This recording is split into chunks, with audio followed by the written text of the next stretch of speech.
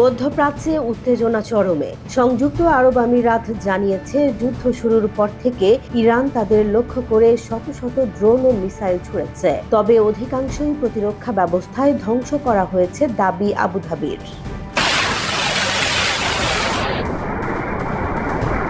সংযুক্ত আরব আমিরাতের সামরিক বাহিনী জানিয়েছে, যুদ্ধের শুরু থেকে ইরান থেকে ছোড়া 812টি ড্রোনের মধ্যে 755টি সফলভাবে নিষ্ক্রিয় করা হয়েছে। পাশাপাশি 186টি ব্যালিস্টিক মিসাইলের মধ্যে 172টি আকাশেই ধ্বংস করা হয়।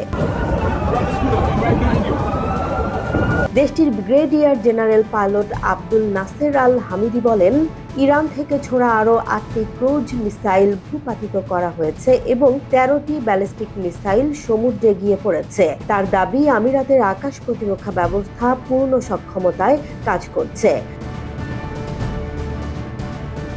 সরকারি তথ্য অনুযায়ী ইরানের হামলায় আমিরাতে 3 জন নিহত এবং 68 জন আহত হয়েছেন।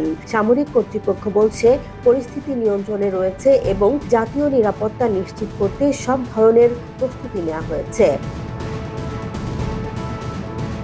বিশ্লেষকরা বলছেন, ইরান ও আমিরাতের মধ্যে সরাসরি এই মাত্রার হামলা মধ্যপ্রাচ্যের সংঘাতকে আরও জটিল করে তুলতে পারে। আঞ্চলিক শক্তিগুলোর অবস্থান ও আন্তর্জাতিক প্রতিক্রিয়া এখন গুরুত্বপূর্ণ হয়ে উঠেছে। পরিস্থিতি কোন দিকে মোড় নেয় সেদিকে নজর রাখছে বিশ্ব।